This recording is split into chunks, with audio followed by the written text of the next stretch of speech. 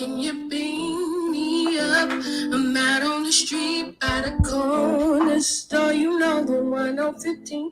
Got a bright shirt on, so I'm easy to see.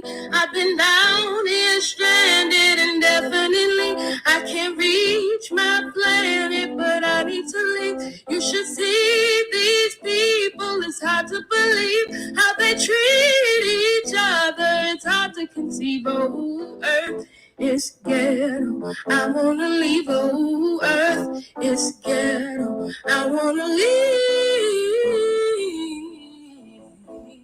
I wanna leave. Okay. Sorry, I was enjoying it. Hello, ladies and gentlemen. Welcome to Nobody Asked. Woo! I love it, Jack. My favorite. Oh my God, it's back.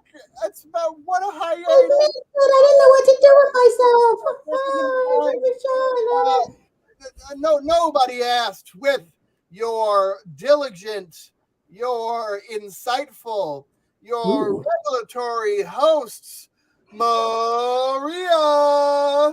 Well, hello. This is my microphone. And she said that she was worried that if she put her microphone too close to her face, that she'd sound sultry on the podcast. And so far, yep.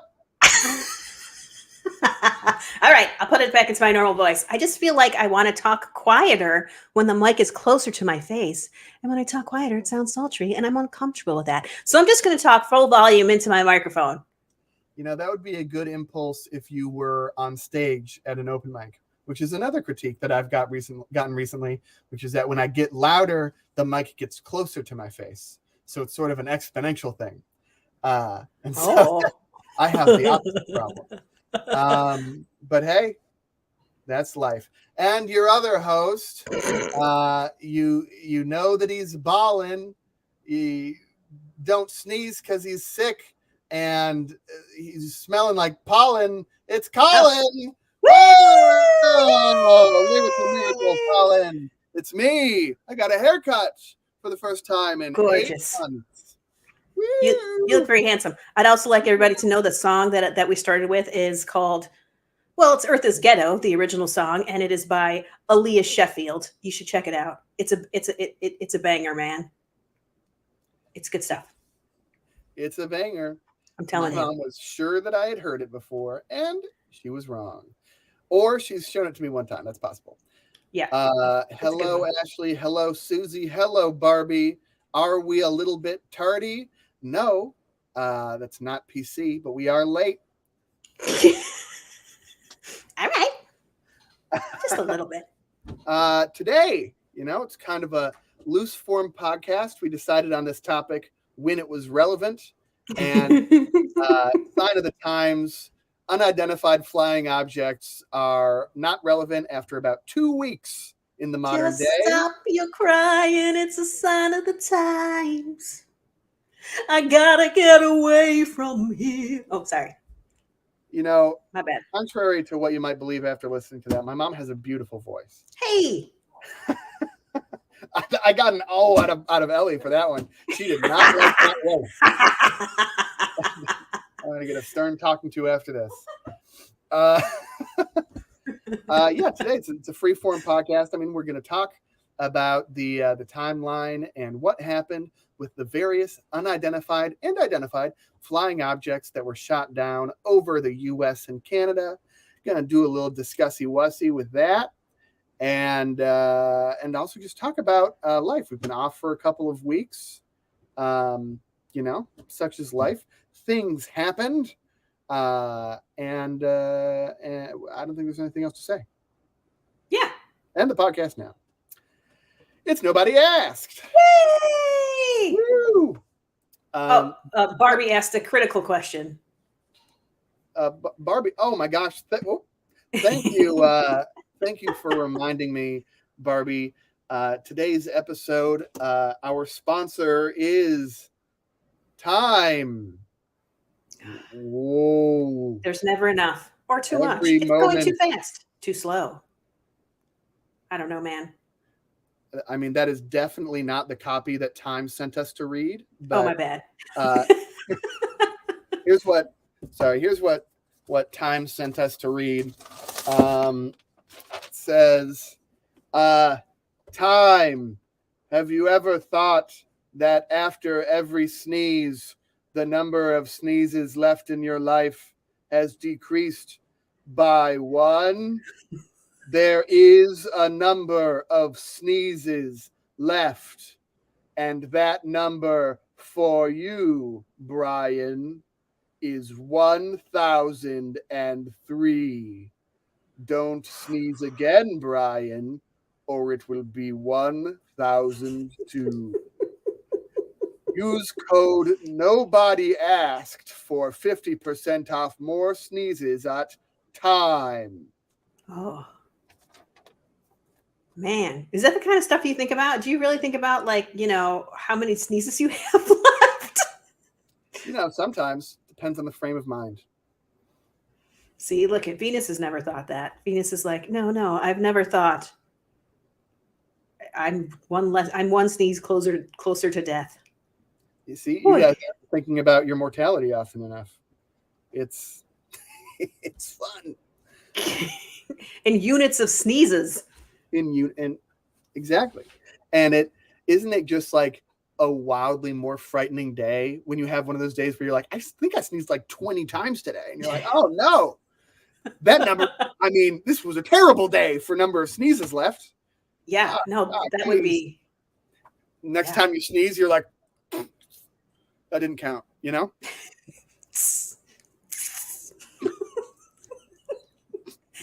And then Time is like, we already grandfathered in that you would suppress that sneeze. Oh, Venus thinks about mortality constantly. Now think about it in terms of sneezes. It's a blessing. Yes. Bless you. I bless you. Yes. Damn it. The tagline should have been Time bless you.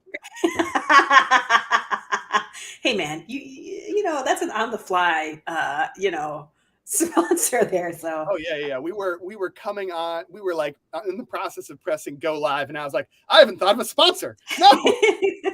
And the answer was Time. Time. I like my Time voice. I do too. I think I should bring that onto stage. I am Time. Hello. I've been thinking about. So I was at a comedy show recently, and I was in the front row because I'm the only person that doesn't say no when asked to sit in the front row. And this very old New York comic came up that just does roasts, and he came up on stage and does that. Well, he sits on the bench and he sits like with his knees really far up. He's sitting. He's got the mic right here, and he looks at me and he goes, you walk on water lately? So I'm looking like Jesus out here. And now I'm thinking I should just get the Jesus robe with the fucking red, the tan tunic with red long scarf, Yeah. That Jesus. I mean, I think you have a green one, or you used to, because you were. I used to have a guacamole one, yeah. Yeah. And I should just start going up as Jesus and see if I can have some fun with that. Because what could go wrong? Or I should go up as Time. I don't really know what Time's outfit would be. I feel like it would be steampunk. Oh, I don't know why I would think like Father Time. I always think of him as also was wearing pajamas and a big nightcap, like a big long nightcap. But is Father Time and Time the same person? Who could say? I think of like Merlin from Harry Potter. Sure. I've been playing that new Harry Potter video game. There's a new Harry Potter video game? Yeah. Oh, you haven't. You're not chronically online like me. Oh, yeah. It's a very controversial video game because J.K. Rowling is, of course, very controversial. And so there's all sorts of people that are like, you shouldn't play the game, or if you do play the game, you're transphobic. And I'm like, I don't know if I buy into that logic. I think I play the game because it's fun. And guess what? It's fun. And it's invading my brain. It's interesting to think about if somebody has, you know, some sort of distasteful belief system, is that somehow imbued into all of their work? Is the transphobia imbued into everything Harry Potter now? I don't think so. I don't think so. There's a trans character in the video game. It seems like probably because they predicted these complaints. But you know, I don't know. That there's plenty of complaints about that Harry Potter universe to be had, but I don't know. I just don't really give a fuck about J.K. Rowling's opinions, and also reading into the opinions that she's put out there, I would not put any of them into the realm of like she is a terrible person. I'd put it more at like she's perhaps misinformed, and after becoming a pariah due to some of the less insidious things that she said, she kind of dug her heels in a certain position. And so while being like, I don't actually have a problem with trans people, she starts funding all of these like specifically Kickstarters and GoFundMes for artists and journalists who have been canceled for more out and out transphobia. And it's like, okay, well, if this isn't your thing, and your main point is that people shouldn't be canceled for expressing opinions, why are you only funding and publicizing these ones that are about trans issues? So I just think that maybe on a PR level, she's not playing the game right, but also she probably doesn't want to play the game. And so that's an opinion that I've put out there now. It is interesting though, right? Like digging the heels in is always the risk of cancel culture coming in too hard. I would hope cancel culture's objective would be to change somebody's terrible opinion. Let me educate you, let me inform you on why what you're thinking is a problem or is incorrect, and give you the opportunity to change that opinion. But but cancel culture doesn't tend to work that way. It's more like, you know, you're evil and let's throw you fully in the trash. And what do you learn from that? You know, it does not change your opinion. It makes you think that the people who think your opinion should change are a bunch of assholes. So and there's got to be levels to it. I mean, because I think that most people agree that like being a Nazi is bad, and like we should not lift up Nazis, right? But that's like such a very high level that I was actually excited recently. You see that the Dilbert cartoonist, like his cartoon has been taken off of all the newspapers because of a video that he put out there. No.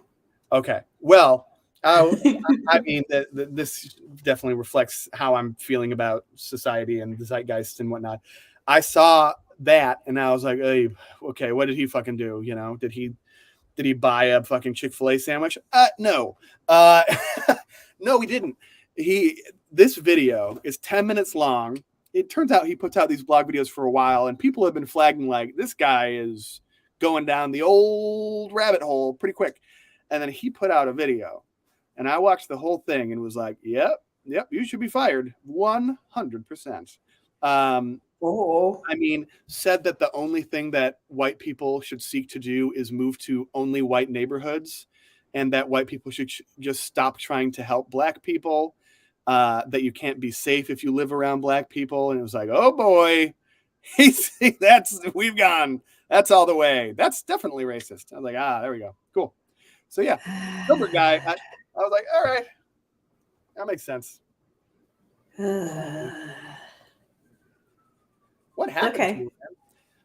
This is how he starts the video. He goes, I've got a study right here, and it says that 50% of black people are not okay with white people. That's a hate group. And so if you're a white person, you should be trying to get away from black people. And I'm like, how do you hold both these opinions? How do you hold both the opinion that not being okay with white people makes you a hate group, and also that you're not okay with black people and that you should get away? I'm like, whoa, dude. Someone is not applying logic to both sides of the argument. Man. Yikes. Well, 50% is half, right? So that literally means half don't think that. So you can't. Venus Demilitant, who knows, said, did he have a head injury recently? That's what I kind of thought. I was immediately like, we should check this guy for cancer or something, you know? But from what I had read, it did seem like this was a slope that he had been on for a while. But yeah, some people you're just like, let's get him a scan, you know? Let's just make sure that this is really him and not like something popping in his brain. Yeah, that'd be rough. Okay. So what's going on in your life? So last couple of weeks, very eventful. I've joined it as a partner at a company. I don't even know if I mentioned that at the last on the last podcast, but it's good. I am getting equity in a company and I'm getting paid more, which is nice. Although I get paid quarterly now, which requires a certain degree of financial stability to manage that, which I have, but it is uncomfortable to like see your bank account slowly deplete over 3 months and then joink, and then slowly deplete, joink. So that'll be an adjustment. So that's more like you're being paid in I don't know I don't understand that really. Is it dividends? Like what's the methodology to being paid quarterly? I better not ask. Yep. There's a whole process to it, but the logic is there. I assure you. Okay. The government only gets paid yearly by most people, but we pay the government and also bill our clients every quarter, and then that money goes into our thing, and then it gets distributed. So that happened. I got food poisoning for possibly the first time in my life. I think that I've thought that I had food poisoning before, and I might have, but you just don't know unless you know what you did. And this time, I knew what I did. And I was like, and it was like as soon as my stomach started to feel weird, I was like, you know what I should do? I should go smell that bag of chicken in the fridge that I ate from. And I opened it and I smelled it and I promptly vomited. So I was so guys, a little PSA for you. I thought, raw chicken in the fridge, that I think it's like it's usually on the package, like best if used by, right? Uh-huh. Then I thought once you've cooked it, it's gravy, baby. I thought, not for like a month. I'm not nuts, but for 3 weeks. And 3 weeks is too long. Yeah. And so, but the thing is that I had actually been pushing this envelope for a while now, because I have a whole process for cooking chicken thighs and then eating them, and it's usually over the course of 2 weeks, and it's been fine. Barbie says barf, and so yeah, Ellie and I ordered a salad. And the salad place that we ordered from, they don't put enough chicken on it. So what I do is I get some of the chicken, I chop it up, I heat it up, and getting it in the salad was probably a lifesaver because there were not as many sugars in it for the bacteria that was on the chicken to eat. So it could have killed me if I had that chicken in like a sandwich or like surrounded by sugar or something. I think you're pushing it with 2 weeks, man. 2 weeks is too long too. Do you think I'm making chicken again? No. So I did that, and then took about 5 hours, and I was like, "Whew, this is not a vibe." And then I was up for a good, long time after that. Just going at it with both barrels. A little shotgun analogy, and yeah, it was really fun. It was multiple days. It was I got better really after 2 days, and then 4 days later, I had a coffee on an empty stomach in the morning, and that almost killed me. That was like, whoa, okay, stomach can't do anything. Yeah, turns out. So yeah. Some people say 2 to 3 days max. That the FDA says 4 days. So reality is probably a week, and not 3 weeks. No. So you live and you learn, and luckily I lived. So that was fun. yeah, Brooklyn. And that was in the middle of having to do so much work, but it all worked out. And then I had jury duty. Oh yes, I want to hear about how that went. Jury duty. Oh, don't show your address, Colin. Jury duty. Yeah. So I was very excited for it. It was in big ass building in New York. So it turns out that a fair amount of crime happens or is relevant in Manhattan because financial and business crime often happens in places headquartered in Manhattan, but also the daily population of Manhattan is about 4 times the actual population. So if you live in Manhattan, which I do, then you get called. You're just going to get called. It's that they've had to decrease the amount of time between getting called multiple times. So got called for jury duty. Most of the people there, this was like their 4th time in their lifetimes doing it. So Wow. good times. So people clearly had a process for for getting out of it. It was cool. We've talked about this on the podcast before. I think that a jury of your peers is a good thing, and I think that it is a civic duty. And I think that I was interested in being on a jury, and I thought that this was generally agreed upon, especially among liberals, because liberals are generally on the side of the judicial system is not functioning properly, and plea bargains are not an effective carriage of justice.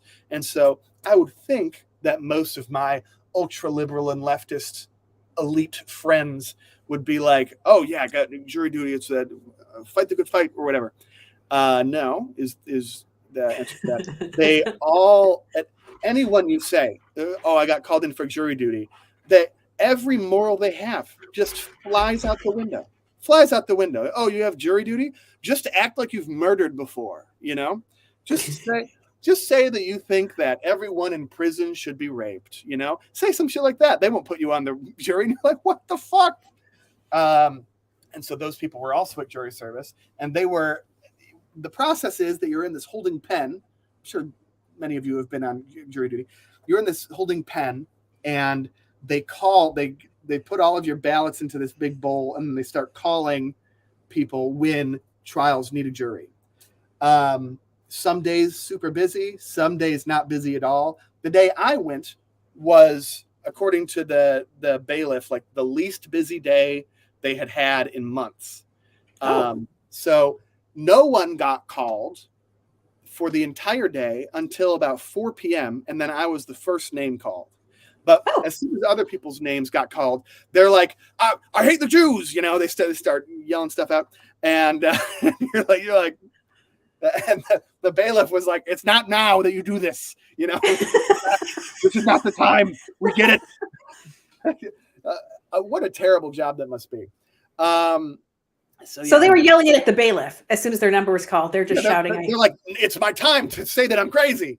And I was just like, I'll get on this trial. They called a massive pool for voir dire, which implies either that the case is a publicized case or it's a sexual assault case, because it's really hard to get juries for sexual assault cases because the voir dire process is fucking stupid. And so we got called in, and I was like, I'm definitely getting on this jury because I'm the least willing to be crazy among these people. And we're all down there, and people are like exchanging tips about how to get out of jury duty in the open, right? And one of the policemen comes over, and they're like, we just want to thank you for doing your civic duty. And then everyone's just acting like they're in the fucking military. Oh yes, you're welcome for my service. Bullshit dorks. And then a cop came out again, and they're like, okay, so we're going to do the actual jury selection tomorrow. And so your jury service is over. You've filled your duty, and you'll get proof that you served jury duty in the mail. So I can't be called for another 5 years. I don't even understand what happened. We were called to voir dire. So we were called to that, but then they just didn't do it. They're gonna do it the next day, so they're gonna do it out of the jury pool for the next day. And so they just dismissed us. And so everyone is just like, yeah, oh my God, woo. I'm just like, okay. So yeah, full day. So you And didn't even get voir dired. it didn't even get voir dired. What are you gonna do? So you know, it was what it was. I was prepared to perform my civic duty, and I don't even understand why people complain about it, because it is one of those things where it's like the government recognizes that it is a inconvenience to you, and so they make I mean, first of all, your company is required to allow you to go. You don't have to make arrangements with your company. It's a legal right to go, and then it's not like you're making any sort of sacrifice unless you make more than $40 a day, and then you're sacrificing all of that money that you make over $40 a day. So actually, it's a very stupid fucking system, and I totally get it. Fucking morons. So yeah, I would have been paid either way, because I get paid for the work that I do, so I could just do it after jury duty. So what are you gonna do? Man, I'm sort of disappointed that you didn't get voir dire. So you sat there all day to get your name pulled first, to get the excitement of, all right, I'm going to get voir dired with all these other knuckleheads that are going to yell nonsense, and then nothing happens. Oh man! Crazy. And that it's funny, they threaten you in the letter, and you would think that people would be more afraid. Afraid that they're like, everyone who's eligible must serve. You have a legal obligation to serve. Failure to respond and act without perjury in response to the summons is punishable by a fine of up to $1,000 or imprisonment of up to 30 days. I'm guessing that's literally never happened, but yeah, that was cool. Jury duty. Woo! Even my, this is, don't sue my bosses, but even my coworkers were like, oh, here's what you do to get out of jury duty. And I'm like, how do I tell my new, partners at a company that I actually think that serving on a jury is an important moral obligation? Yeah, if you have the time, because I didn't even get on it. Very true, very true. I feel like I've gotten one of those summons in the mail only one time before, and I had, small. I think you were very small. You were little at the time, and your dad was probably deployed, and so I was able to get out of that, just on the form I had there. Please explain, and so I never even had to show up. But yeah, now I've got plenty of time on my hands. I would love to go, but Mississippi law. Yes, Mississippi law. It would be interesting for sure to be on a Mississippi jury as myself. Someday it might happen. Who knows?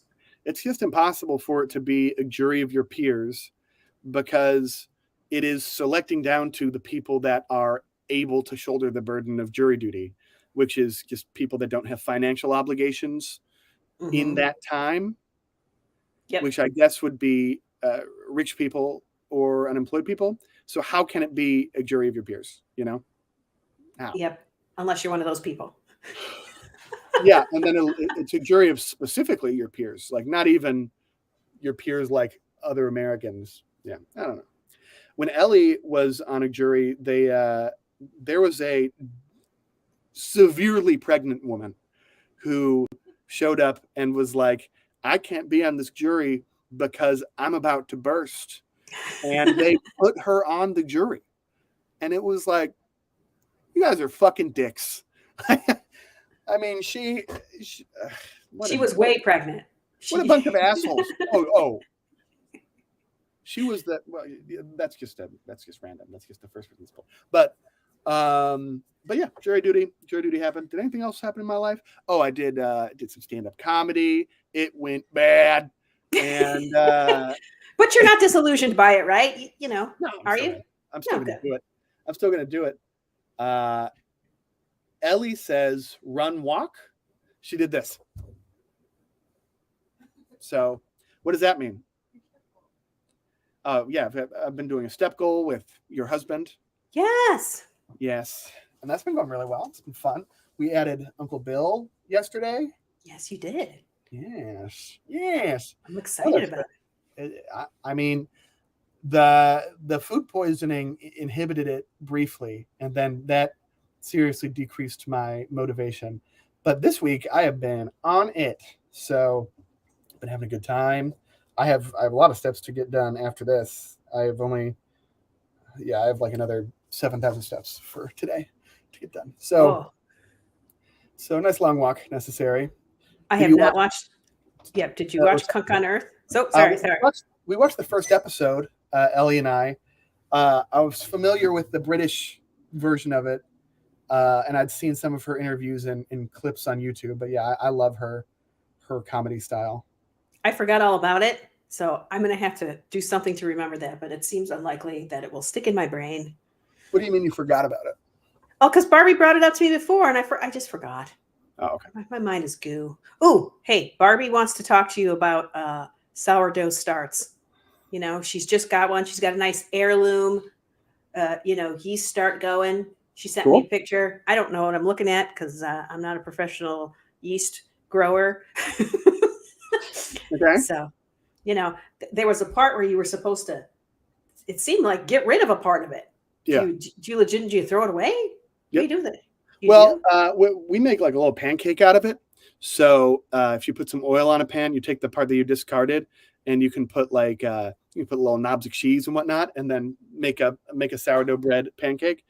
You're at day 4. Yeah. So really, it's just follow that first week process, and then unless you're going to be baking bread literally every day, just sticking it in the fridge. Yeah. So I can send you the recipe that I use. I can show you the bread that I baked yesterday. Oh, we get to see the bread. I haven't seen yesterday's bread. Usually you send me a loaf of bread, an image. Oh, I've stopped doing that. Oh, hang up. Oh, decline. Can't do that right now. This is bread that my friend John is supposed to have picked up, and he hasn't. No one appreciates my gifts. It's gorgeous. Look at it. It's gorgeous. At that ear. Look at that ear. It's pretty. And look at that. Ooh. Fun dashes. Fun. It looks very lovely.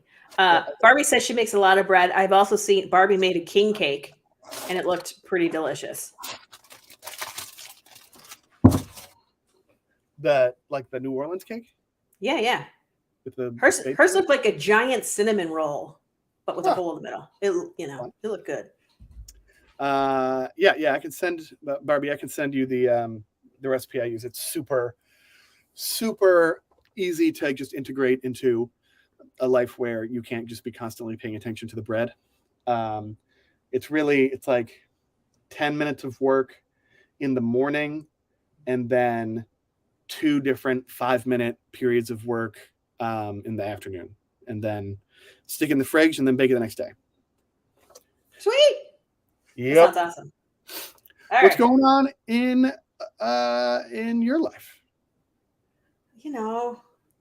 Unpleasant stuff. Moving dirt around. Actually, that wasn't so bad. Kind of like that. Burning branches. Planted 3 wax myrtles because I want some wax myrtles. So I guess that's not terrible. It's not the most exciting stuff. Just being stressed out. I'm just stressed out about stuff. We went to the storage unit for the first time, and there was water in there, so that was disappointing. Like, why is there water in here? So yay, Mississippi, I love it. No. Oh, we bought some land. We're in the process of buying some land. We'll own the property that's directly behind us tomorrow or in a week. And then in a month, we'll own the corner. So we'll have doubled the amount of land we have. For why? So that nobody else buys it. So that we can have some space. Because the woods would disappear if that got bought. And we don't want it bought. And then I think from there, the next move is to build a workshop, because I think I am going a little bit crazy. Yep.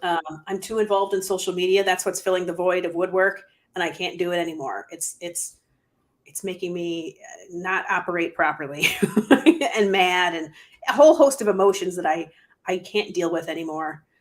So for my own sanity, I need my wood shop back. I don't know if I could undersell how much I miss my wood shop. I don't know how I functioned before having a wood shop. That's how I feel about it. Like earlier today, I was thinking, what is beauty? And I don't mean to get all stupid and existential or emotional about something like this. What is beauty? What makes you feel beautiful? And, it's like, well, what even is beauty? But then I'm like, man, if I'm just going to get into when do I feel good? When do I feel good? And it sort of just radiates off me. It's when I'm covered in sawdust. I like being covered in sawdust and, knowing that I've just done something. I've just created something that has resulted in me being covered in sawdust, glue on my hands, whatever. It makes me feel good. So that's beauty to me. I realize it's not the traditional beauty standard, but for me, I just want to be covered in filth. So, For me, I think it is when I have just been on or am on stage. I think that's when I am radiating vibes. Yeah. Especially when I bomb, bro. No. Yeah. Yeah. That's my I just space. want to feel that magical joy again. Do you know what I decided today also? Is I think that people would think between me and your dad that I'm the more whimsical one, but I definitely think we take turns. You should have seen the glee and ridiculous joy on his face when he was reading reviews of the new, what do you want to call it? The salt guns to kill bugs with, where you shoot salt at them. I mean, there's one with an air compressor or like those little air cartridges attached to it. And apparently the reviews on it, and even just the write-up from the company on it, are just straight up magic. You can buy very special salt for the guns, and the write-up on that is, I mean, just the level of whimsy and joy, that your dad feels over salt guns and pulverizing bugs. They are super fun. They are. Really Everyone should get one. They're a little pricey, but they're worth it. But I mean, I think the one that has the little air compressor cartridge is like $124. But it's got a pistol grip on it though. And little cartridges that you load into it like a revolver. It's insane. You see your dad just pew, pew, pew, pew around the house with a salt gun, killing, the spider in the corner. Yep. Yeah. So silly. But whatever. Ellie also just had her thesis committee meeting. Ooh. Whoop. Does that mean she's almost done? Nope. Okay. That's the beginning. Yeah, I mean, what is almost? These are the people that decide when she's done. Mm-hmm. So, yeah. Was it good? I'm assuming it was a good meeting. Yeah, it was good. I think what was really good was that Ellie did not fully stress out and freak out before it. That is, as was said. That is good. When you're feeling comfortable with what you're presenting, that you know what you're talking about. She really maintained zen throughout the whole process. There were only small moments of nervousness, and I think that I know why there was a zen there, but we won't say. It's because she's been working out. Oh, because that's what makes her feel good. That's her happy place. Yep. But not beforehand. Although honestly, for me, getting on stage is not my happy place beforehand. Beforehand, I'm like, oh God, ah. And then there's the moment when your name gets called and you're walking up and you're like completely conscious of the fact that it's not your brain that's telling your legs to walk forward onto the stage. It's just a paralyzing fear which has taken over your body and told you, you got to go over here now, or else you're a fool. And then you get on stage and you start rattling off your complaints about pants. And no one gets it. And it's like, have you guys not bought pants? Okay. They're terrible. It's gotten so much worse. They have. I mean, I'm sitting in pants with a hole in the crotch right now. And they didn't have a hole in the crotch when I did the bit. Unbelievable. If only you could have cued the pant rip on stage, then maybe they would have got it. I think it would have made it worse. They were Oh. looking at me like I was the only person that had experienced a crotch blowout in pants. They were looking at me like, well, you wear your pants like a fool, charlatan. You know? They were all from Big Pants. Okay, Yeah. It was an organized a disruption of my revolution was what happened at that open mic. Yeah. See, I know your history with pants and big pants. So Yes. I think that's why it went well with Ellie too. Ellie loved the bit, but it's because she knows that I've got Ragged pants. So you do, yeah. Even as a teenager, you blew out the crotches on pants like a month into school. Get your brand new pants, boom. He's blown out another thigh, boom. Constantly. And they weren't tight on you. I don't know what it was. They were just. And then it was like, oh, well, you got to wear a belt, even if they do actually fit you. I wear a belt, doesn't fucking help, right? So then every time it happens, it makes me feel like shit about myself. And then I'm just filled with rage. And then, so we've gone to a new false savior, and that is Duluth Trading Company pants. I've been told that they're the ones that I should try. So I bought them because I'm just, you trying anything at this point. I mean, these are fucking tailored jeans. They're tailored to my body by a computer. Okay. I can't go kill the tailor. An algorithm tailored these to my body and still doesn't matter. Do you guys just not sweat in your crotches? That's like the number one place I sweat. Why do you think it's the sweat that's destroying your pants? Yes. Oh. I think that you sweat in them and then you stress them and it just amplifies the problem. Really? Because I would think that would help. Most tension is on your crotch, and the sweat gets there and it starts just like fraying and whatnot. It has never occurred to me that it was sweat related. I always figured it's just why they didn't laugh, is that they didn't even understand that's the sweat problem. Because I know the process, right? And the process is you get the pants, they look immaculate, and then what you have to do, if you're me, is you've got to wear the pants in like increments. You got to put them on and then wear them for whatever amount of time until you start to feel like, oh, I might begin to sweat. And then you need to buy an Uber if need be, try and fly out, whatever you need to do so as to not move your legs between where you are and where you need to take them off. Take them off before you sweat in them, and then they'll remain pants. However, if you sweat in them, right, if you're in some sort of dire need to continue walking after you've sweat in your pants, the next time you pull them off, you'll look at your crotch and your sweat will have formed a new color on your crotch. It'll have said, I think you think you bought black pants, but I'm telling you that in your crotch, you bought gray pants. And so you look at them and you're like, this color, it is the harbinger of the crotch blowout. And you get about 10 wears from once you've changed the color of your crotch to that crotch not being there anymore. You think you got gray crotch? Nope. You've got clear crotch. Okay. You got translucent crotch. And you better, you start if you're me and you've got this kind of pants paranoia that I have, every day you're looking at the pants and you're just like, yeah, that material's getting fucking thinner. I know it. And you feel it. And then you look through your underwear drawer and you're like, what color of underwear most closely matches the color of these pants? Because if this crotch blows out, I can't be wearing my pinky winkies or people are going to know. This isn't even the bit.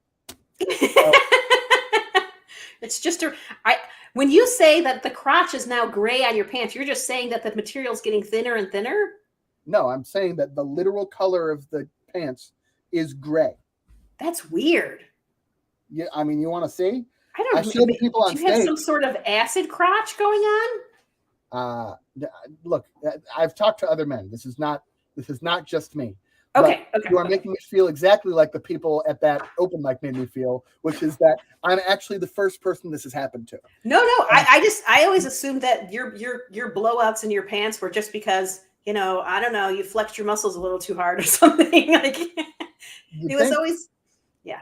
Barbie would like to know: do your underwear fall apart as well, or just your pants? Seems like it's just your pants. I mean, like underwear might fall apart eventually, but it's like it's in the lifetime that you'd expect for underwear, right? Underwear shouldn't be last like 3 years, right? You'll start to get holes after that long, but you're like, yeah. Also, underwear costs like, $6 a pair. These fucking jeans I'm buying, these jeans are like $120. Okay. Oh, I bought them in September, and there's no fucking. What is this bullshit? And yeah, so no, the underwear did not go out like this, and also the underwear stay the same fucking color. Okay, we're not talking multicolor. What was that? Oh, okay. Yeah. So, dude, fuck these fucking jeans. That's crazy. That's crazy. Scotland recommends trying cornstarch. I don't know. Perhaps that will help with friction and moisture. What? Where? Right here. Scotland. No, you just need to ask if they have the death penalty. Where is this? Right here. Oh, try cornstarch. In my crotch? I don't get a little sprinkle in your pants. I don't know. I'm gonna throw grains down there, bro. It's for moisture absorption, I believe, but also I think it would cut down on friction. I don't know. I mean, I feel like I'd sooner try baby powder, but yeah, it's a mystery. It's just jeans. They should hire you to try on all pants to market to people with this problem. Yeah, I mean, it's that you can tell there are pants marketed towards this problem online because the Duluth Trading Company pants literally advertise gusseted crotch on them. So we'll try them. And maybe instead of 4 months, they'll last 6. Hey man, did you know we're 47 minutes in and we haven't talked about the topic yet? Dude, it's a podcast. It's a we can do whatever we want. We just play fucking GeoGuessr and never change the name of the podcast. Everyone clicks on it. Oh, I want to know about the UFOs. Fuck you, viewer. Okay. Nobody asked you to fucking thing yet. I think we did give a bit of a warning that, we were going to be kind of just talking about, our lives a little bit because we haven't been on in a couple weeks. So, I think you got food poisoning. We were sick over here as well. And it was just a trudge, but we're alive again. Yep. We're good. I got a huge grant in today. I have really seriously gone up the skill tree of being able to write about things I know nothing about. I can probably generate 10,000 words on any subject with no information at this point, because the people that I work with, that the clients, they're like, can you write a grant for this project? And you're like, yeah, what is the project? And they're like, no reply. Oh, cool. And then a week later, they'll be like, where are we on that grant? And you'll be like, I have no information. Can you send me this information? No reply. Week later. So can we go over what the copy that you've generated? No. I need information. No reply. All right. I'm writing the grant. You got what you want. I've written thousands and thousands of words about this highway. Who knows if any of it's true? Okay. Not me. I don't know if it's true. I'm talking shit about the sidewalks on this fucking highway. It's not like an interstate. It's like, how highway on like a municipal level, a highway is just a road. Who's naming these things? And so I'm just making shit up. Oh, the sidewalks are terrible. Oh, the too people drive too fast, probably, That's what happens on highways, right? There's too many lanes. There's not enough lanes. There's traffic. There's not enough crosswalks. There's not enough crosswalks, definitely in there.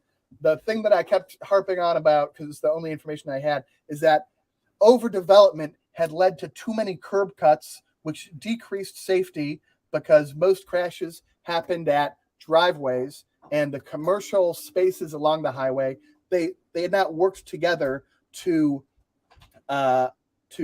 compress their parking so that it would all go onto the street together. So in between two stoplights, there's like 1,000 driveways because every parking lot has its own driveway. So I just write about that for thousands and thousands of pages, and then go, give me money, government. And the government goes, okay.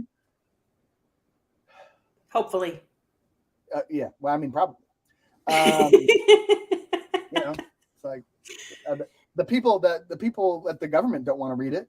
They're like, oh, for a highway, how much money? Okay, cool.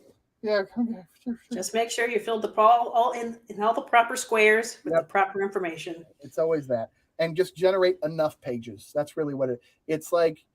In high school, they will ask you to write a number of pages, and then someone will be like, when you're an adult, it doesn't matter how many words you write. It's just about if you effectively articulate your premise. And then you start doing this, and they're like, actually, we just care about the pages. So just keep restating that same sentence over and over again. Yeah, things are going good. It was hard to get that from the tone of that rant, but no, I'm just in a ranty mood. I haven't really talked to people today, I'm just in a ranty mood. I think today's been pretty pleasant. I mean, you're in a pretty relaxed posture, which I'm enjoying. So it was interesting to have you ranting. No, it's nice. It's nice. I feel like my thoughts are coming out of me more smoothly in this posture. I like it. I'm not mad at it.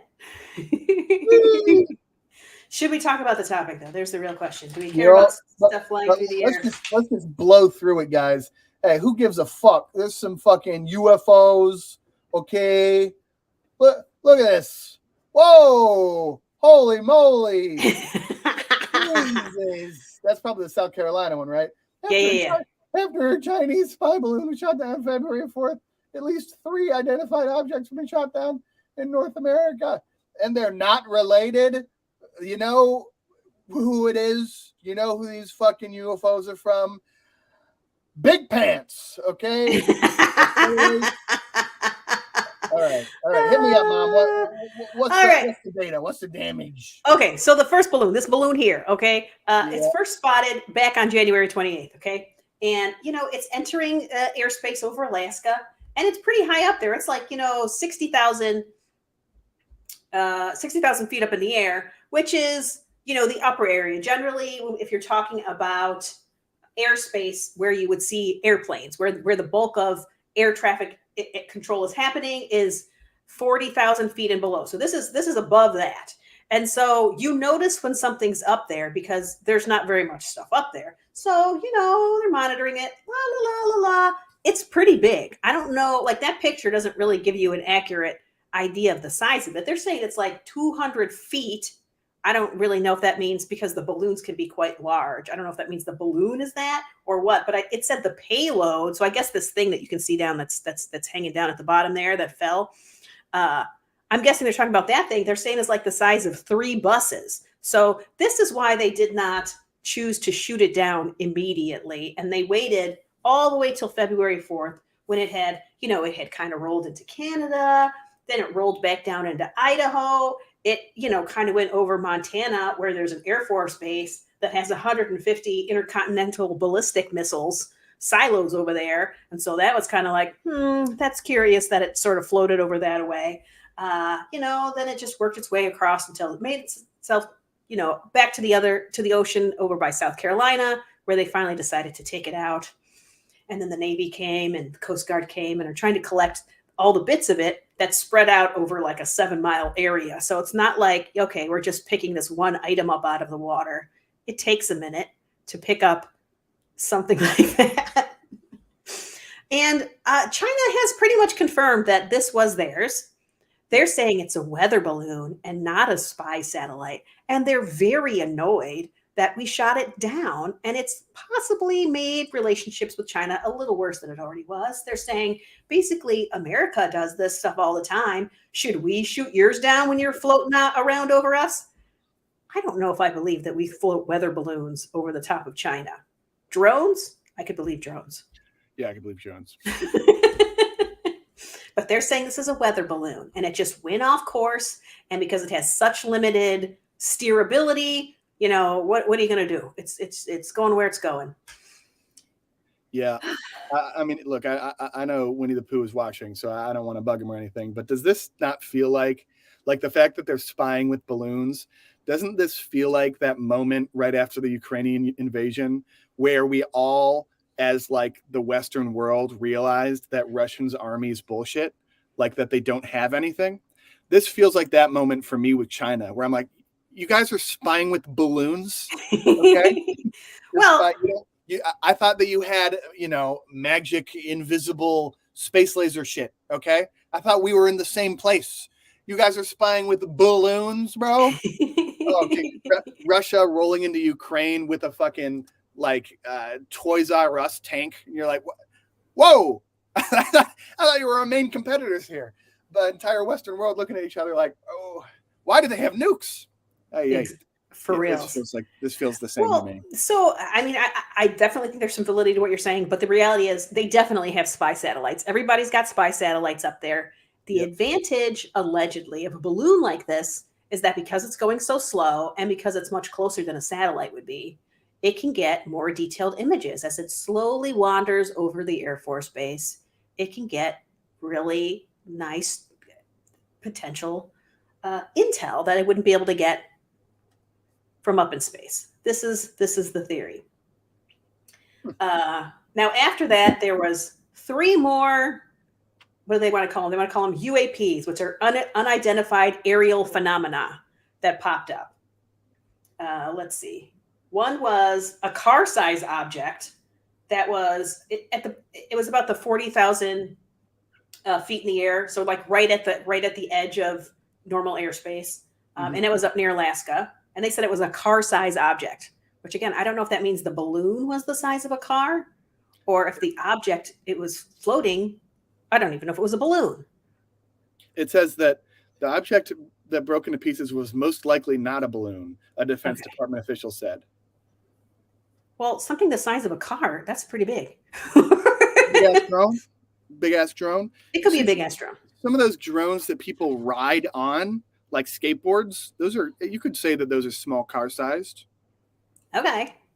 The hopefully there was not a guy. I mean, if you got 40,000 feet, that dude dead. But the let's see, Casey Neistat riding drone.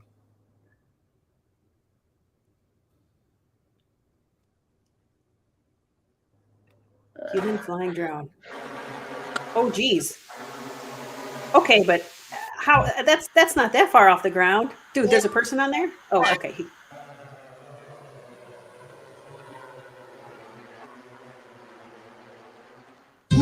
Killer hubby's on the swarm. Rain on the dumber's ass is so dumb. Well, you didn't even touch my steel. You rather put the one killer bee anyway. But kill now. You could call that car sized.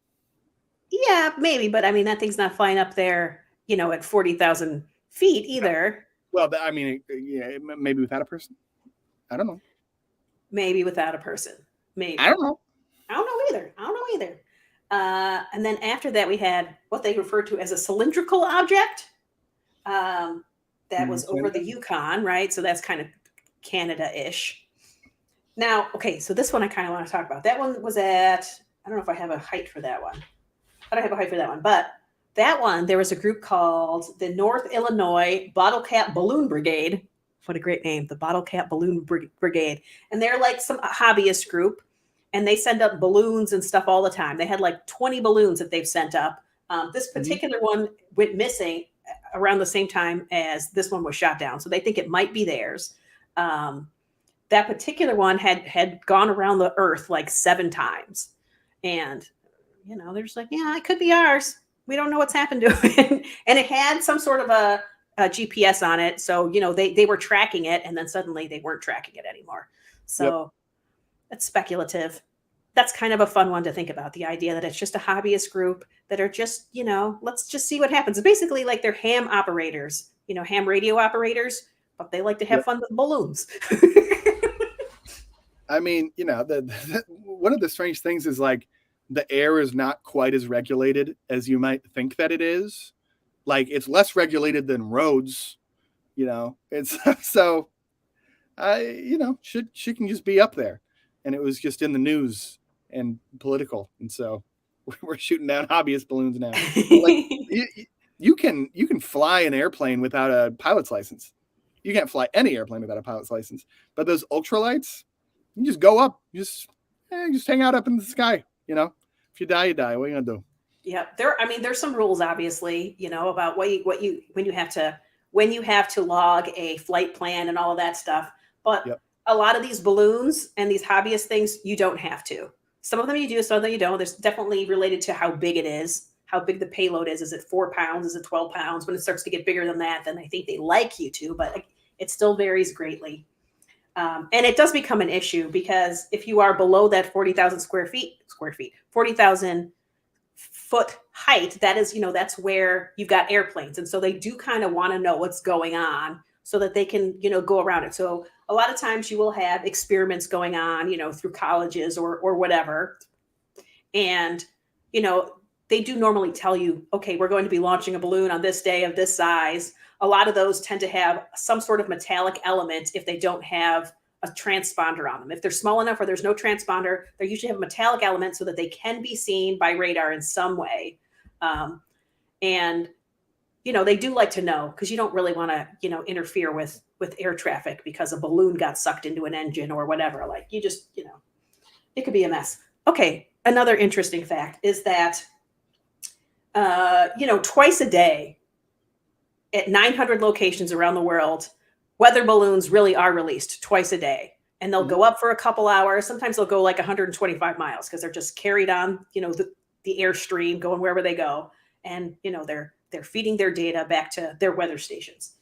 In the United States, there's about 92 locations that twice a day will release a weather balloon. So, it always feels, suspect. And they're like, it was just a weather balloon. It was just a weather balloon. Like that always feels like code for it's aliens and we don't want to tell you.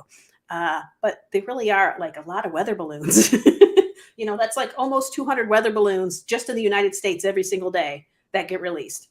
So it's just interesting. Those things are usually only about 20 feet across, where that one that was shot down, that Chinese one, was 200 feet. So, significantly different sized balloons that we're talking about. Yep. Okay, so I want to talk to you about this weird group. It's not really a group. Okay, I just want to talk to you about this part of the government. Okay, so let's go to 2020, which is not that long ago. And the Senate requested, they wanted video evidence that has been collected by the Navy and Pentagon regarding, unidentified aerial phenomenon. So, that's the new way that we're talking about UFOs. We're calling them unidentified aerial phenomena. They're like, the Senate asked, hey, we would like to see these videos. And there are videos, particularly with naval vessels, where these pyramid-shaped objects will appear over spaceships.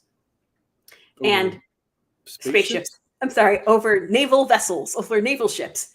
And I don't know, man. I don't know what they're doing. They're checking it out. They're hovering. They're freaking sailors out. I don't know, but they've got video, and it all appears to be authentic. And so after that, the Department of Defense created in 2022, so just recently created, it's called All Domain Anomaly Resolution Office. Pretty weird name. And there's been some version of this that has happened on and off over the years since, 1947, when the whole Roswell thing allegedly happened. So since then, we've had some form has come in and out of fashion at various points. But in 2022, the All Domain Anomaly Resolution Office was created. And it's basically, identifying any unidentified anomalous phenomena in the air and sea. And let's see, I guess they've seen like 366 UAPs recently, and of them, 163 were balloon-like objects. 26 were unmanned craft. 6 were just clutter. Because I mean, they will find pictures, or sometimes even a plastic bag will somehow pull up a signal that they recognize. Sometimes a pile of birds will. A flock of birds flying in the air will be detected. And they'll be like, oh, it was just birds. But they've had at least 2 incidents where they were like, this looks like adversarial surveillance going on. So it is doing some sort of, there's a reason this is part of the Department of Defense, but also it's kind of weird. It's kind of weird. Should we look at this pyramid video? Yes.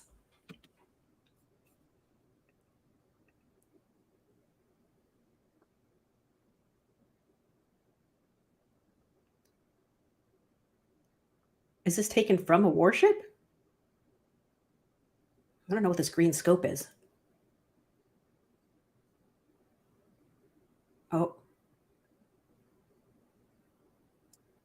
This is the one that I had seen. This gray one. That thing looks like it is moving.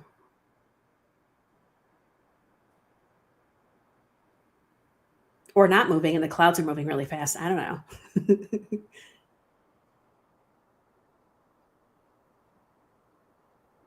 What am I looking at? Oh, okay.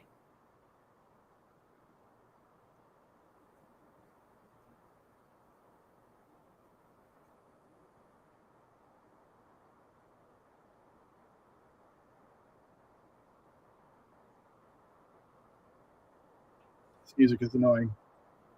Oh, all I hear is just like a nice wind sound. So no music for me. Oh, interesting.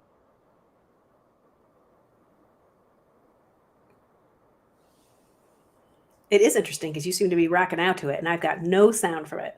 That's okay. Strange to me that you don't have any sound.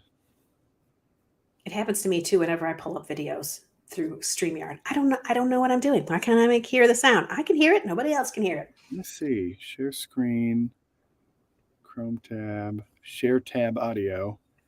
All right, here. Let's see if you can hear it now. Okay. They're all going like the wind. The wind's 100. I hear it. West. You heard that? Did Yep. you not hear it the first time? Nope. Oh, weird. Okie dokie. So somewhere in the tab, you were able to share the sound? So if you share a screen, then it doesn't give you the option. But if you share a tab, then it lets you share the audio. A little checkbox on the bottom. Huh. Interesting. Interesting. Weird.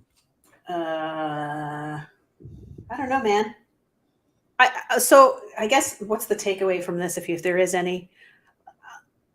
My understanding is that the reason that we're hearing more about, you look adorable, we're hearing more about these unidentified flying objects right now, or identified, or whatever, is really just a decision has been made to pay more attention to them. They've always been there. But now we're just paying more attention. We've adjusted our radar, filtering that was kind of filtering out a lot of this stuff, as this is just unimportant nonsense that we can ignore. Somebody somewhere along the way has decided, maybe we don't need to filter all of this stuff out. I mean, a lot of the radars that we use are from like the 1980s.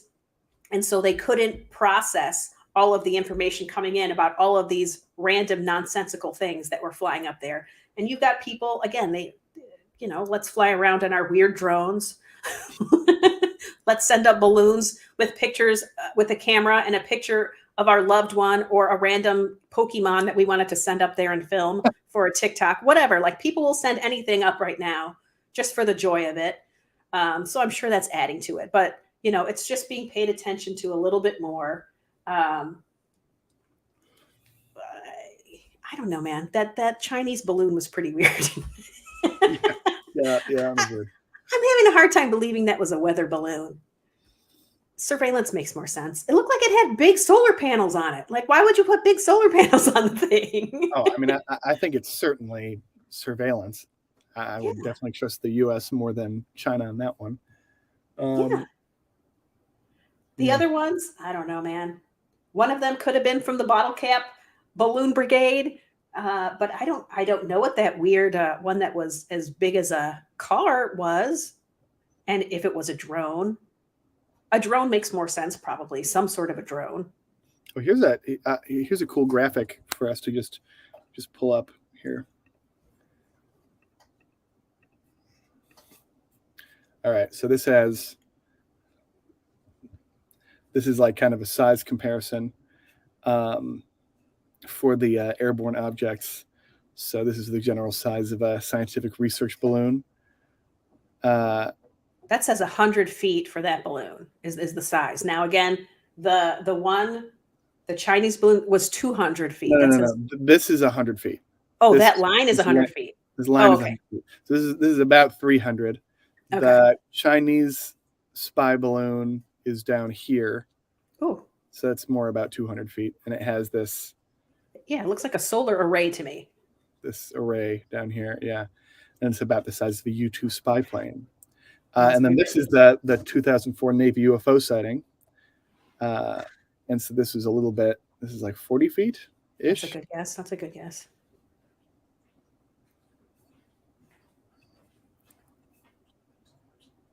There's a raptor. Does it have... And these are organized by how high up they are. I see. Oh, okay. So 80,000 feet for this, 60,000 for this. A raptor flies below this. Alaskan and Yukon UFOs. So one of them they said was what, cylindrical? Oh, and then there was another one that was octagonal. That one was lower in the atmosphere. The octagonal one. But octagonal could be the reference point that you're at. It could still technically be a round balloon, and it just for some reason looked octagonal. So there's that one. Yeah, here it's 20,000 feet. The Lake Huron one. I like that they made the little propeller spin. Oh, we got bird flappies. Oh, this is cool. So yeah, if you can see the heights of these different things, this is where birds fly when they migrate. This is where the Empire State Building is in height. That's pretty fun. I didn't know birds were the same size as the Empire State Building. That's kind of cool. They're huge. Birds get so big when they get up there. They just try to put them at the right heights. They made them, otherwise they'd just be putting dots up there. I guess that was kind of a cool graphic for the whole thing. It is a cool graphic. I agree. What is that? This is ice. Okay. Random. The article about the hunt in Dead Horse. But so Alaska is quite snowy. Indeed. I'm sure it's quite chilly. Chilly as beans. Alaska's apt to be. So I guess I feel like, maybe just we don't need to stress about this too much. Admittedly, this was a couple weeks ago. So you probably weren't. Yeah, you've probably already desensitized yourself to it because there's always something new to pop up on 2023 bingo card. You've moved on to the Murdoch trial or train derailments and chemical spills. I mean, that happened the same week, the train derailment. It's just that but it feels like there's been more like chemical explosions all over the place. You mean the Texas one? Yeah. That's the only other related? one. Is it related? I don't know. Yeah. So I guess, okay, so what I would like to do right now, if we're just going to talk about ridiculous things for 2023, like what would it even take to surprise you in terms of putting it on your bingo card for 2023? I think I'd still be surprised by an assassination of like a major world leader, of someone important, not like a a local senator or something. I don't give a fuck about that. I mean, that'd be kind of weird too. Yeah, I mean, if there was like a conspiracy around it, that'd be fun. But no, like a real assassination of I don't know, like the French prime minister, it's someone high up there. That would get me. What else would surprise me? I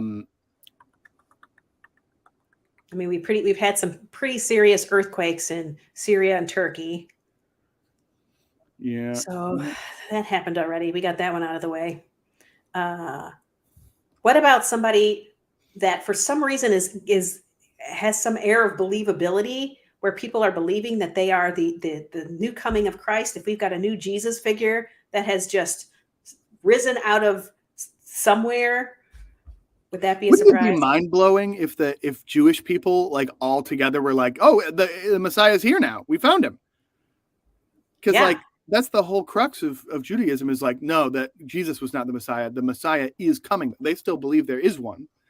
And so, I mean, that creates the possibility that there is one and that it's been born. That would be kind of fun. And then if all Jewish people were like, yep, that's him. And it's me. Yeah, it'd be fun. How would you convince the Jewish people that you are the Messiah? I wouldn't need to. They would just know Yeah. They would just feel it. I got the look. And the opinions about pants. Jesus famously anti-pants. He was pretty anti-pants, as I recall. Hated him. Loved sandals. Big sandal guy.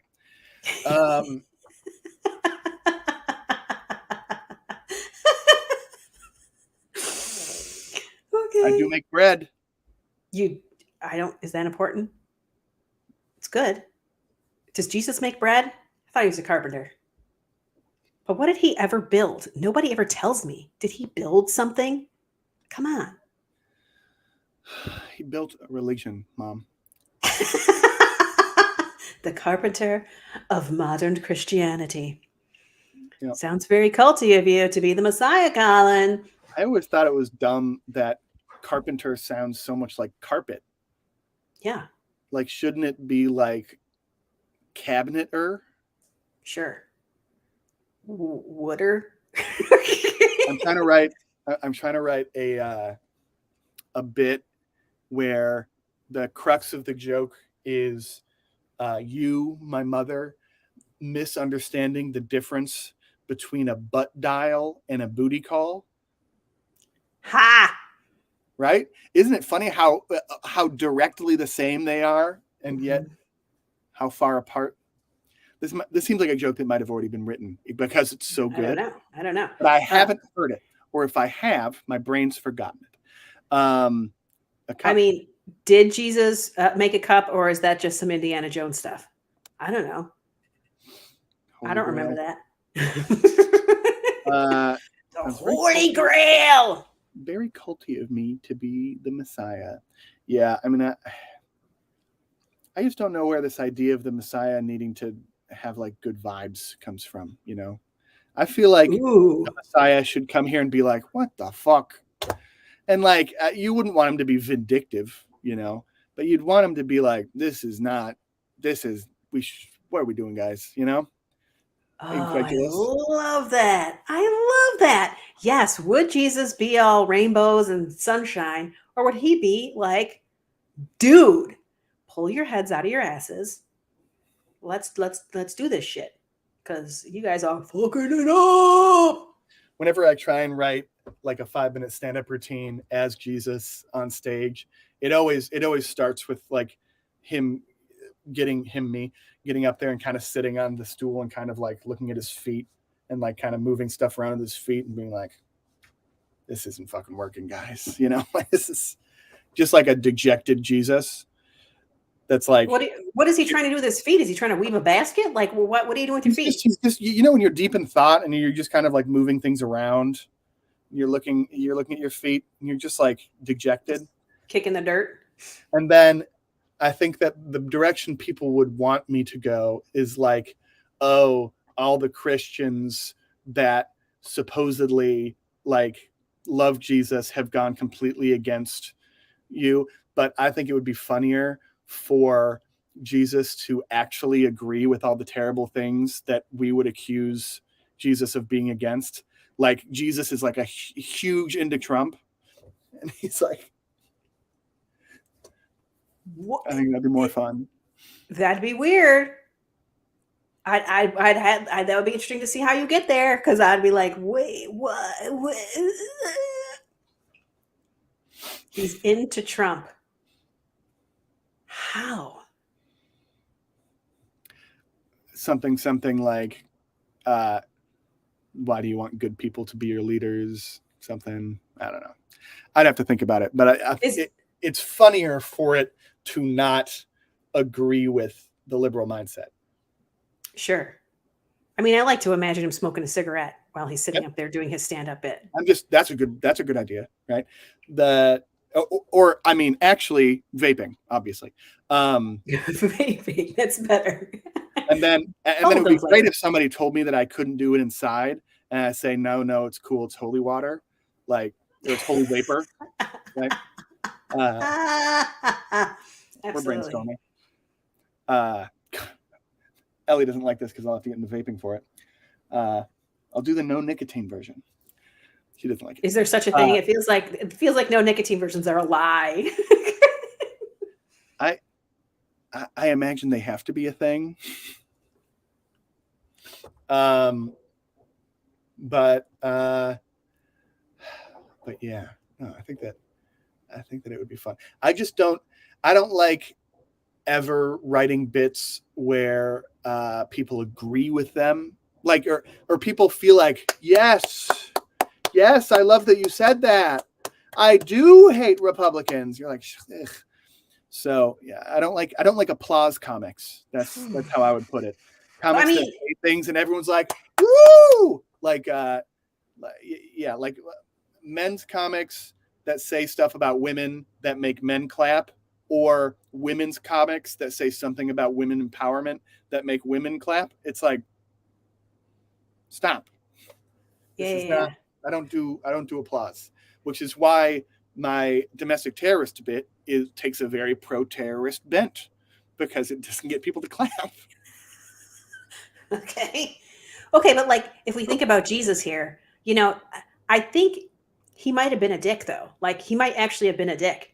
If you think about it, if you go back and you look at it without the clouded glasses of this is the Messiah, right? Yep. He'd wander into the church and he'd be hanging out with the prostitutes and everybody else, and the Pharisees or whoever's wandering in to just throw a bitch fit about it. And he's like, you like to clean the outside of your cup. I'll just clean the inside of your cup. Like he's saying, he said shit to people all the time. Yeah, he was making a point, but also I bet he was a dick. Like, ugh. So. Yeah, it would be a good thing to crowd work from too. Like, if I found just any woman in the crowd and I asked them if they were a prostitute, and then you high-fived them, you're like, yeah. And if they well, I mean, they would almost always say no, and then be offended, and then you'd get mad at them for being offended, right? Yeah, and you're like, what's wrong with it? It's a job. Yeah. What's your problem? Yeah. She's trying to support her children. It's the problem. How do you feel about Ricky Gervais? I think that my opinions of him are clouded by the opinions of other comedians.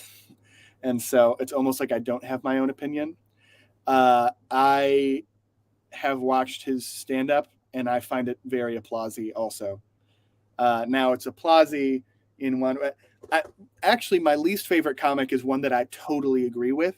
And so a lot of his, like, religion is bad bits, I'm like, shut the fuck up, okay? This is only brave in front of an audience of religious people. But you're in front of your own audience. Like, go do this in Oklahoma. Otherwise, I don't want to fucking hear it. But I feel like there were points at which I liked Ricky Gervais. I mean, Jim Jeffries has that same problem. Yeah. No.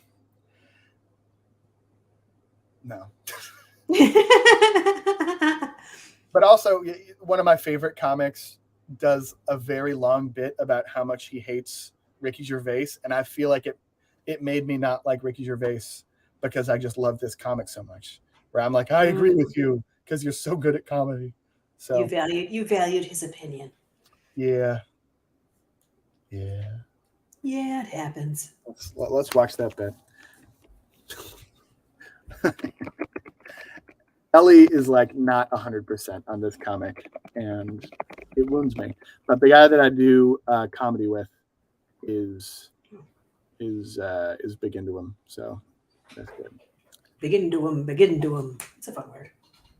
It's a collection of words, but now it's one. Big into him. Big into him. Big into him. Big into him. Big into Oh, what a him. goose I am. Are you a goose? No. So now we have to allow sound in some way. Is a bit of a stretch Oh, I hear it. for the current government to say that we live in a kind of woke dictatorship where you can't say anything, when the highest office in the land, the Prime Minister, has with impunity called Muslim women letterboxes, gay men tank-topped bum boys, black people pickaninnies, all single mums unfit parents, and all kids born out of marriage, including presumably half a dozen of his own, ill-raised, ignorant and aggressive. If the politics doesn't work out for Boris Johnson, he can put all that stuff together into a tight 50-minute Netflix stand-up special. Because that, to me, that's what all the Netflix stand-up specials are now. American stand-ups saying they can't say things that they're then saying. Fuck, man! Fuck, yeah! Kick you in the fucking tits, fuck! Basically, for a Netflix stand-up special, you've got to get all the things that you can't say because of political correctness gone mad and the woke brigade, and then you put them all together and you say them, and you find that you can say them after all. With the full of all Netflix's advertisers and lawyers and shareholders for a $60 million payout and a Grammy Award. And that being shown all over the world and getting a $60 million payout and a Grammy Award, that's called being cancelled. If that's being cancelled, waitress, I'll have me a slice of that cancellation pie, please. This is what a Netflix stand-up special looks like to me. You can't say this, man. I'm not allowed to say all the things I've just said for an hour for $60 million. I'm not allowed to say them. This is canceled. It's all censored. You can't see this except on every TV in the fucking world. Ricky Gervais in his stand-up, he says the unsayable, apparently. Except he doesn't, does he? He says the sayable. By definition. We all do. If he was really saying the unsayable, Ricky Gervais, he'd be coming out when you're the Hollywood Bowl or something and spending 47 minutes trying to say things that literally couldn't be said. He'd be coming out and he'd be going,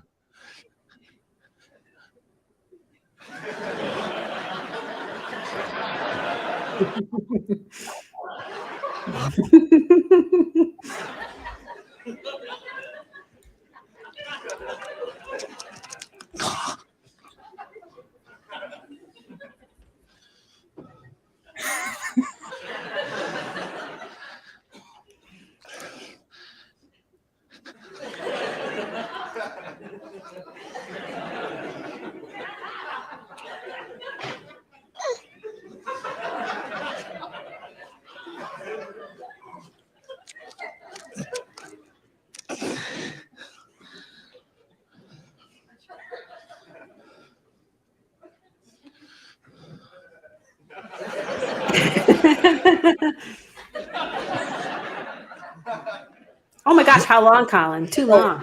Oh, Ellie. Oh, Mom, it goes so long. This is already too long.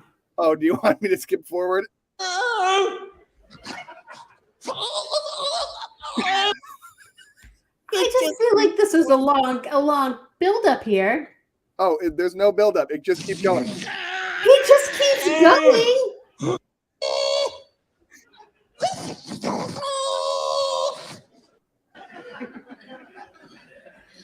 Is he gonna sit down and do it now? No.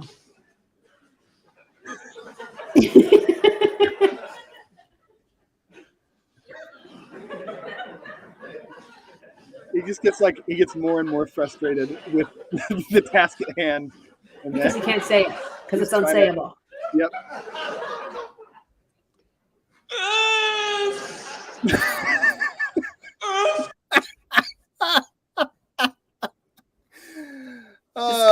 comedy for you, clearly, because for me, it's like obnoxious. A true comedian should alienate his audience.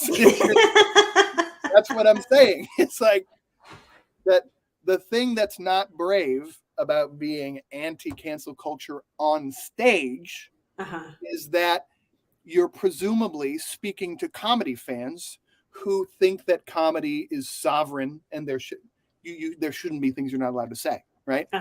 Now, you can agree with that, and I actually think Stuart Lee does agree with that, but the complaint is that you're only saying it to people that agree with you, right?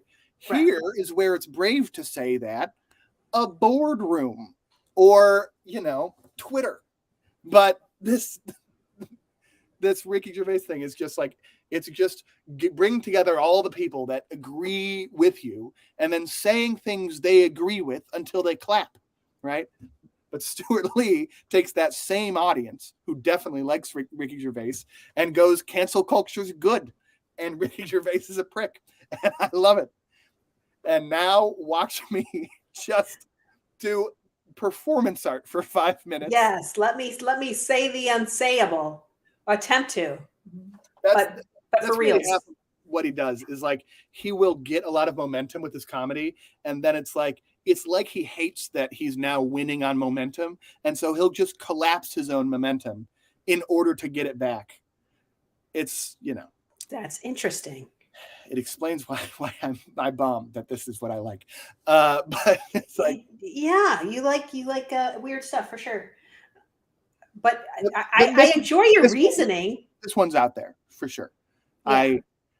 I agree. There, and it's probably the worst bit to start with to show someone Stuart Lee, because this is so deep cut. Like, if you took your friend to see this, they would be looking at you about 3 minutes in, being like, "How long are we going to have to handle this?" And you'd have to look at them like, "I really, really don't know." This is 30 minutes. Like, this is his thing. So yeah, he doesn't care if you're enjoying it. No, but he has material that's more comedy. I feel the need to apologize for him because he's one of my favorite comedians. No, it's all good. He's also one of Ricky Gervais's favorite comedians. Okay. Let me put that out there. But it's a character on stage, which essentially it hates the audience for not understanding his brilliance. When he's off stage, he's kind of a different person. But when he's on stage, it's like he wishes the audience weren't there and that he were performing to a empty room. That's kind of the energy that he puts out there. It's an interesting energy. It's like everybody's bothering him by laughing. Let me make this worse. You're laughing too much. Yep. I got to go till you stop. It's like when you are not really into music. Pop music sounds great because it does sound great. Mm-hmm. But when you've listened to a lot of pop music kind of loses it for you a little bit because you're like, yeah, right, it's a C chord now, and so you start getting into weird shit with music, and then that kind of reopens your joy with listening to music. Well, I watch and listen to so much stand-up comedy that at some point jokes stopped being funny. You got to get something to break you out of the classic molds. Rhythm. To be funny is to go against expectations, and I have such clear expectations for what a joke is that for a comedian to just put the finger up to the audience and be like, "I'm going to do grotesque performance art" is hilarious. I got you. No, I get what you're saying. Broken. I feel like it was like like Frank Zappa. I think I saw a video. I think he was on I don't know if it was the Tonight Show or something like that. One of those classic, late night shows. And he was out there with the handles from a bicycle with the bicycle bell. Mm-hmm. Let me make music with this. And it was just let's make garbage noise and call it music. So have you seen Tig Notaro on Conan? I don't think so, but I know who you're talking about. I know who both of those people are. Perfect. this is among comedians. This is like one of the most famous stand-up bits ever. One day, I feel like we should both just do shows where we just share our interests instead of talking about things that are annoying or sad. We're just like, because I could do a whole episode on graffiti.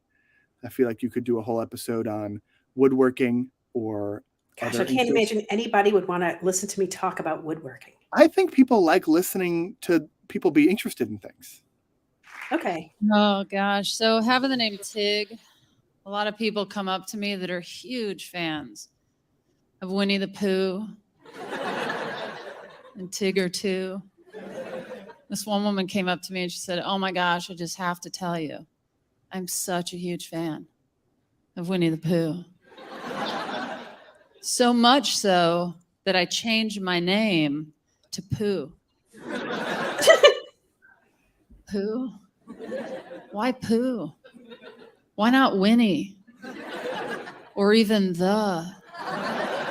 I like my name though. A lot of people change their names or give their names away to things. Things like Lou Gehrig's disease or Jenny Craig. That's somebody's name. My name is Tig Notaro, and I know I wouldn't want to be driving down the road one day and see a billboard that said, "I did Tig Notaro for 3 weeks and lost 50 pounds. Or maybe I would. Yeah, you bet. Nee. I like when people make that noise after they laugh.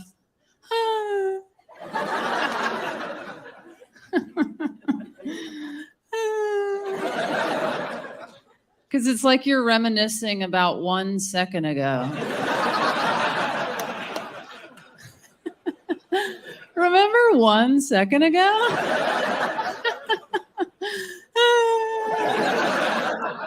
Yeah, I do. I was always told that I was mature for my age. Like even as an infant, I took showers. Nice. That is my favorite visual in the entire world, is an infant taking a shower. Because it's like even as adults, we have to be careful when we take a shower. We could slip. Then when you add an infant to that equation, it gets really tricky. Like you can't even just sit an infant down in a tub and be like, "Hey, scrub up. I'll be back." Because they'd be like,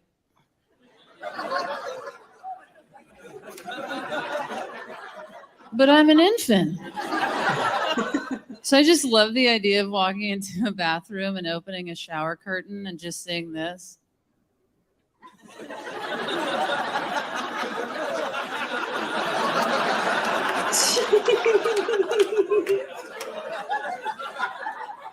Nothing makes me happier than an infant taking a shower, unless there were twins. Then I'd be, or like a group shower at like an orphanage, just like 50 filthy orphans trying to balance with their fat thighs and stupid little 1-inch feet. That's such a poor design to have fat thighs and stupid little 1-inch feet.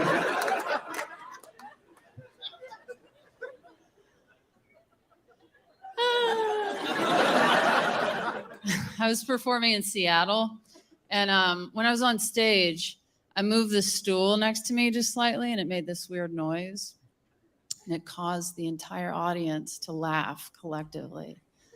And I was like, "Oh, that's all you guys needed?" So I just kept pushing the stool, and they kept laughing. So I just kept pushing the stool, and they stopped laughing. So I kept pushing the stool. They started laughing again. It just kept going like that for a while, a good 10 minutes. So I was just curious what you guys would think if I push the stool here.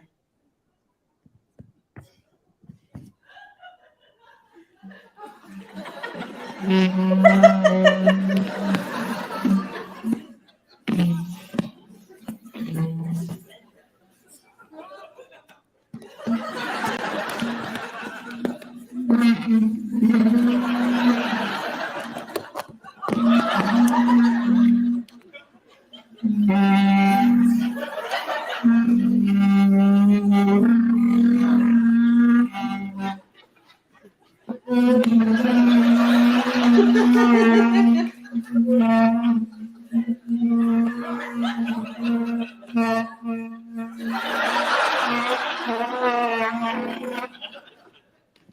feel like maybe some of you aren't into it. That doesn't offend me. If you're not, raise your hand. I'm not. If you want me to stop a couple of you, maybe it's because you haven't heard it enough.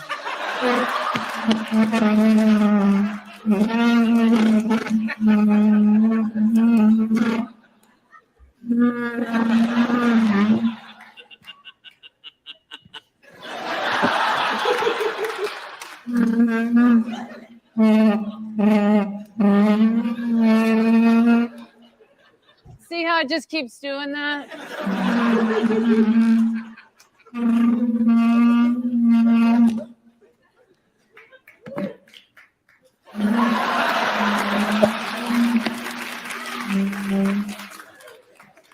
For those of you that do like it, that's gonna be on my new CD.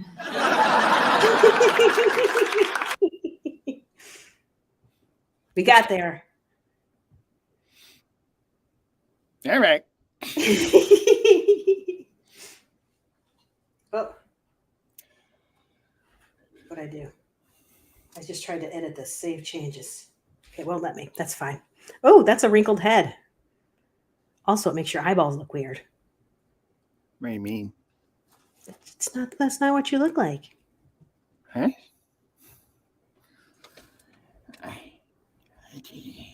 I think it's what I look like. Okay. Well, it was very nice seeing you. I think next week we're going to move to Thursday because Tuesdays stress me out. Sounds good.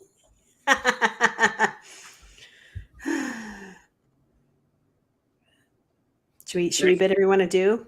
Yeah. Do we want to sing it out? What do we want to do? Yeah, I got a beautiful singing voice. You got a beautiful singing voice. Is that the way you're going to sing? Yeah, let's just go a cappella for me. All right. Okay. You hit those numbers. And I'll hit those high notes. Also, thank you for keeping us company as we talked about nonsense. Feel free to leave a comment if you're watching this on replay. Hit the like button, subscribe. Even hit the notification bell. I wouldn't be mad about that. Do all those things. That'd be great. Yeah, I love it. You go ahead and do those things, and we'll see you next Thursday because I need extra time. This Tuesday thing is too much for me. Tuesday's a bunch of bullshit. It's a bunch of bullshit. I'm not a fan. Not a fan of Tuesdays. So, I'm all right. warming up the vocal cords here, and I don't know if I can keep them warm much longer. Okay, so. okay, I'll get it going. I've been watching upon a podcast. It was about a UFO for about 5 minutes. We talked about it briefly. But mostly. And also my mom. But mostly me.